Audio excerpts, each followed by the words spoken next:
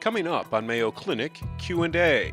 There's over 60 different subtypes of lymphoma with really different characteristics in terms of, is it curable versus is it not? Is it a chronic, indolent, slow-growing lymphoma that we can treat and put into remission but expect that it will come back? Versus is it one of these very aggressive diseases but curable with aggressive treatment? Lymphoma is a cancer of the lymphatic system, an integral part of our immune system. This type of cancer can begin anywhere in the lymphatic system, but often starts in the nodes of the neck, chest, or underarms. As we effectively treat more and more patients, we have more and more patients surviving and more patients living with chronic lymphoma as well. Welcome everyone to Mayo Clinic Q&A. I'm your host, Dr. Helena Gazelka. Lymphoma is a cancer of the lymphatic system. It's a part of the body's germ-fighting network. It includes the lymph nodes, the spleen, the thymus gland, and the bone marrow. The goal of lymphoma treatment is to destroy as many cancer cells as possible and bring the disease into remission. Advances in treatment have increased lymphoma survival rates, but life after lymphoma can be complicated. Here to discuss lymphoma survivorship with us today is Mayo Clinic hematologist, Dr. Carrie Thompson. Welcome to the podcast, Carrie. Thank you. Thank you for having me. Well, thank you for being here. This is a great topic because it is true that we see more and more survivors of many types of cancer, lymphoma being just one of them. Yeah, that's right. It's a really good, problem to have, if you will, on how to manage some of these short and long-term effects of lymphoma treatment. As we effectively treat more and more patients, we have more and more patients surviving and more patients living with chronic lymphoma as well. Well, let's just jump right into what you just said.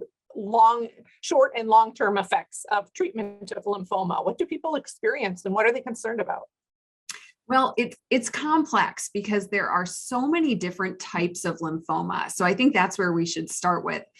There's over 60 different subtypes of lymphoma with really different characteristics in terms of, is it curable versus is it not? Is it a chronic, indolent, slow-growing lymphoma that we can treat and put into remission but expect that it will come back? Versus is it one of these very aggressive diseases but curable with aggressive treatment?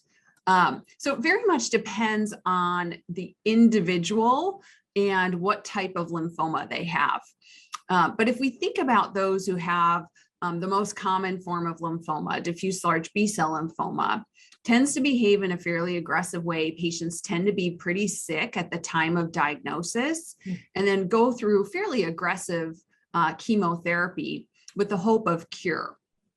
So in those patients, when they're finished with treatment, generally the treatment's been kind of tough. So a big part of the recovery is just getting that physical strength back, as well as the mental aspect of kind of processing everything that somebody has been through over that last 6 months, because sometimes it doesn't really hit until after you're done with the treatment.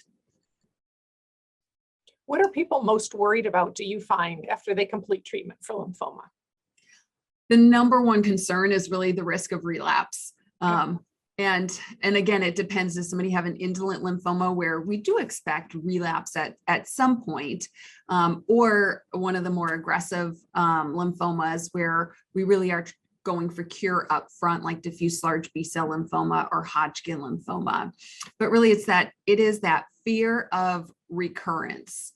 Once somebody has been through treatment, they certainly don't want to be faced with having to do that all over again. So that fear of recurrence, and which sometimes spills over to really being, very appropriately vigilant about all health issues and managing how do you find that balance between watching for symptoms that may suggest recurrence versus living with that uncertainty in a comfortable way to move forward from what's been a really challenging part of somebody's life. And I can imagine you see patients across that spectrum. What are some effective coping strategies that you've noticed in individuals who seem to manage that fear well? Yeah, absolutely. There are very everyone has different experiences, but in those who manage well, I feel like there's a few things that we can take away from their experience that has helped them. First thing is being open to talking about it. And oftentimes that's with a friend, a family, a loved one. But sometimes it's really helpful to talk to somebody who's been through a similar experience. I find that particularly for our younger patients, a patient who, let's say, has Hodgkin lymphoma, they're in their 20s or 30s, and cancer is not something that most people experience or are talking about. So finding somebody through either your cancer center or one of the national organizations like Leukemia Lymphoma Society or Lymphoma Research Foundation to talk to somebody who's had a similar experience can be just really helpful to get through that. The other thing is a couple more things. Finding that, what we call their new normal.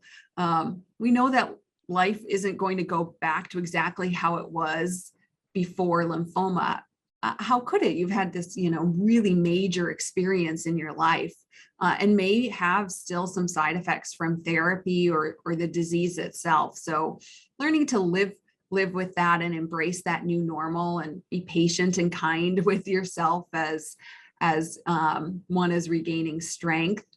And then the last one I'll add that I think studies really back up is being physically active.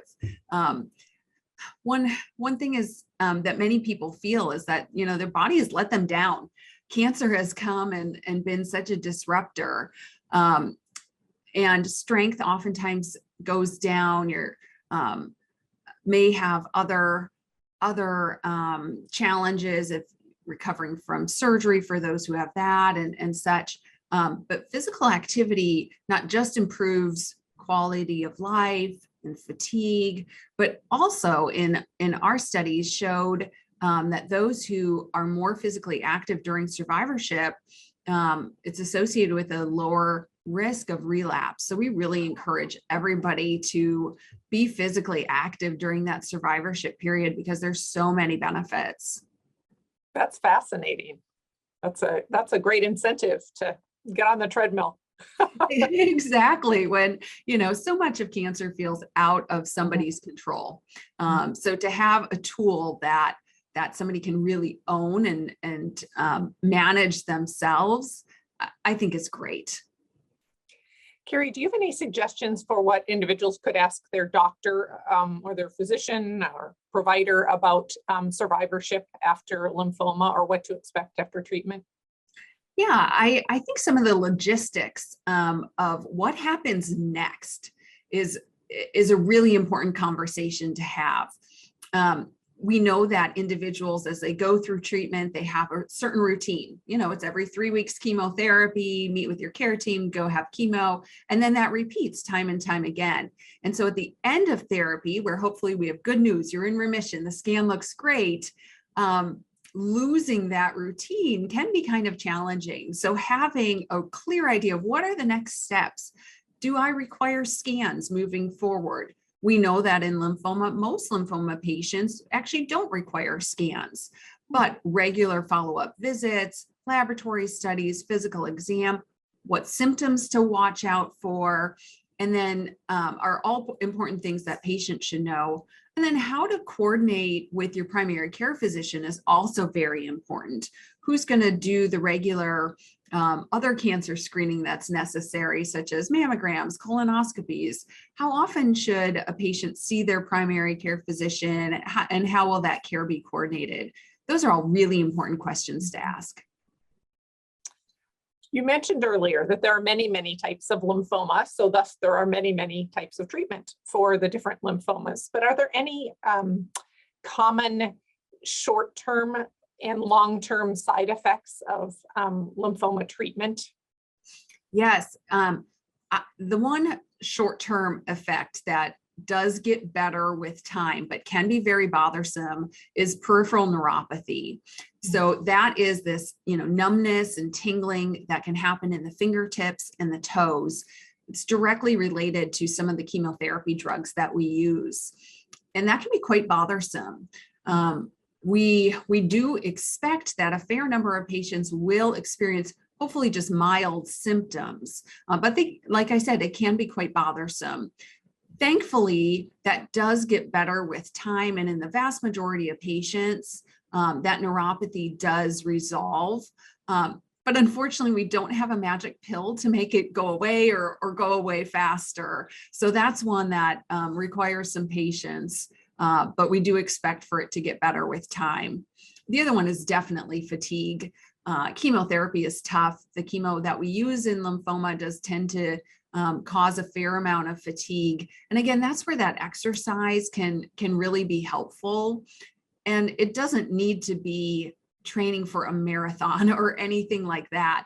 Most of the studies in cancer survivorship and exercise has been in walking programs, for example, or mind-body techniques like yoga. So really just doing a regular walking routine and working your way up as you recover can be very useful. Those are the short-term effects. And then long-term, one thing we do worry about, which is an effect seen in patients who receive a certain type of chemotherapy in the class called anthracycline chemotherapy, can be long-term cardiac or heart effects.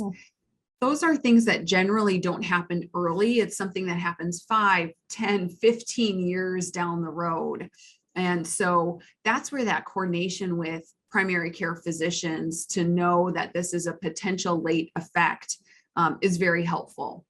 Again, it's seen in the minority of patients, but those who have pre-existing cardiac conditions are at higher risk, or certainly those who have also received radiation to the chest are at higher risk. I was just going to say earlier that it seems counterintuitive to think that if you're tired, that exercising might make you feel better. It's true. It is true. It is true. And it is hard to imagine.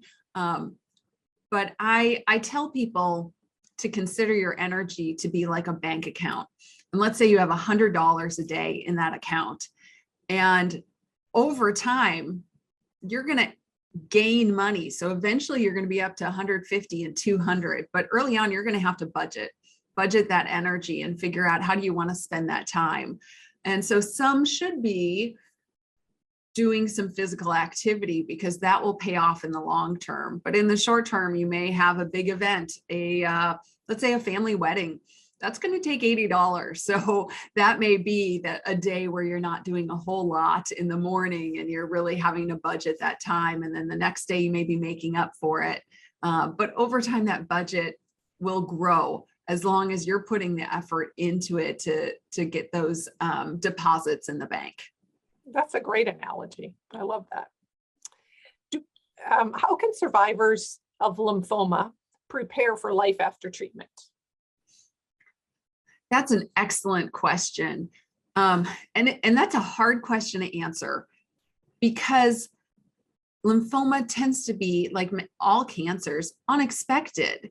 And so how can you prepare for something that you've never experienced before?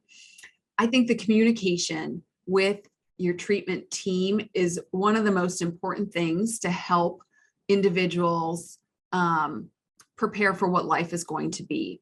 Also, those connections with others who have been through cancer treatment before. That may be somebody who has been through a different kind of cancer treatment, or it may be a lymphoma patient. It really depends on the individual situation. There are some nuanced situations, though, for individuals who, let's say, are in the workforce and how to manage transitioning back to work if you've taken time off of work or had a modified work schedule during chemotherapy. Again, that's talking with your physician or your provider care team on what do I expect and how can I ease back into this? What's life going to look like post-treatment? it's interesting because we talk about a lot of negative side effects. And of course, nobody would wish lymphoma or any other cancer on anybody. But what I find very inspiring as a lymphoma physician are some of the silver linings that individuals experience. I love silver linings, Carrie. Yes. Now you're talking my language. Yes.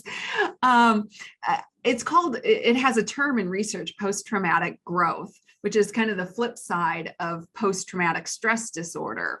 So post-traumatic growth is where people have these individualized positive effects that happen after lymphoma or another traumatic event.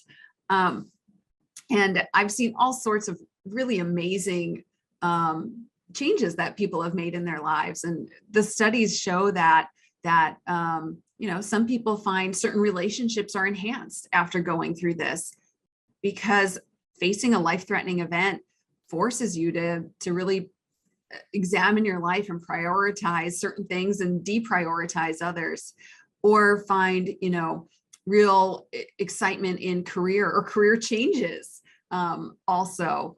Those are the things that I just find so inspiring and amazing what our patients experience after lymphoma. I'd never heard that term before, post-traumatic growth, but I love that. We focus so much on the negatives, like you said. I love that focus on the positive. I'm going to read more about that.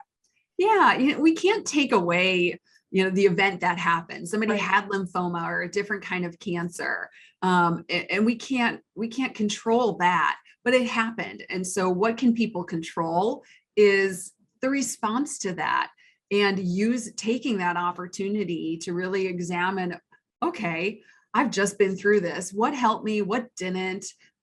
What do I want moving forward for myself in my health? And that's physical health, mental health, emotional, spiritual health. And so it's an opportunity to make really positive changes. Carrie, let's talk for a minute about support systems. No one goes through cancer treatment in a vacuum. Obviously, it interrupts and affects every area of their life. So what can caregivers, family, friends, coworkers do to help prepare for lymphoma survivorship? Yes, caregivers and support systems are so important for our patients. I have a lot of thoughts on this. The first piece of advice I'll give is keep in touch with that person. Just because treatment ended doesn't mean that the side effects have ended, or the long-term effects, whether that be physical or emotional, have ended the day that treatment stopped. Certainly that's not the case. But unfortunately, sometimes support really drops off after treatment ends. So showing up for that person and asking openly, how can I help? Sometimes we have a habit of saying, oh, let me know if you need something. Mm-hmm. That's not as helpful as saying something very specific, like, hey, I was going to go grab takeout for our family. Let me drop some off for you as well. Or you're interested in grabbing coffee. Let's hear how things are going. And then, based on that, making some kind of concrete actions of, hey, here are things that I can do to support this individual as they're in this kind of, new normal, like we talk about. The other really important thing for caregivers is to take care of yourself. Being a patient is hard, absolutely.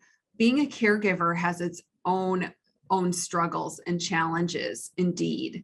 And the care and focus from others is generally on the patient, as it should be appropriately, but that means that the caregiver is carrying a significant burden, oftentimes without support for themselves. So ensuring that as a caregiver, you have some time away from that role, some time to take care of yourself, time to talk to others, to manage your own struggles and mental health through the process is exceedingly important. You touched a little bit on this earlier, and particularly in terms of exercise, but what can survivors of lymphoma do to improve their overall health? We talk about things that sound like common sense, but they there is data to back up some of these common sense things in terms of improving your overall health, from potentially reducing the risk of relapse of lymphoma, but also keeping yourself as healthy as you can be should a relapse occur, or also keeping yourself as healthy as you can be so that you're really mitigating any of those potential long-term effects of chemotherapy and radiation on the heart and lungs and things. So exercise, definitely one of those things. Again, doesn't need to be hardcore CrossFit or training for a marathon, a walking program, just anything that gets your heart rate up a bit for 20, 30 minutes a day, consistency, that goes a long way. The other thing is really examining the diet. There is some good data that fruits and vegetables, particularly the cruciferous vegetables, which are the green leafy things, I describe them as everything my children hate. Those are the things that are really good for us. The broccoli, the Brussels sprouts. There's some data that those antioxidants in those vegetables do have an anti-lymphoma effect. So following a really healthy, clean diet, and again, this doesn't need to be an extreme lifestyle change, small lifestyle changes, increasing the amount of fruits and vegetables you eat on a daily basis. Let's say you don't have any with breakfast, add in something with breakfast. Following kind of a Mediterranean type of diet is what we generally recommend. And then again, I can't stress enough the importance of mental health. It's going through cancer is a really challenging thing, and that transition from active treatment to survivorship can actually be some of the most challenging emotionally for individuals, because it's an abrupt change. There's a lot of uncertainty. There's the fear of relapse. So just recognizing that it can be a challenging time, giving yourself grace when you're having those, big emotions around that time, and then seeking help from a mental health care provider if you are having more overwhelming feelings of anxiety or depressive symptoms during that time, certainly is very appropriate and helpful. This has been a terrific conversation, Carrie. Do you have any last words of wisdom or pearls that you'd like to share with our listeners? I'm passionate about caring for those who have been affected by cancer. And while it can be a very challenging time because of the physical and emotional side effects of treatment, it can also be a really beautiful time in people's lives, as there's the opportunity to have this new normal, celebrate the successes of therapy, and really make those lifestyle changes or enhance lifestyle to live the best that you can in this new normal. That's great. Thank you for being here, Carrie. Thanks for having me. Delightful. Our thanks to Dr. Carrie Thompson, Mayo Clinic hematologist, for being here today to discuss lymphoma survivorship, and so much of it applicable to survivorship of every other cancer as well. I hope that you learned something. I know that I did, and we wish each of you a wonderful day.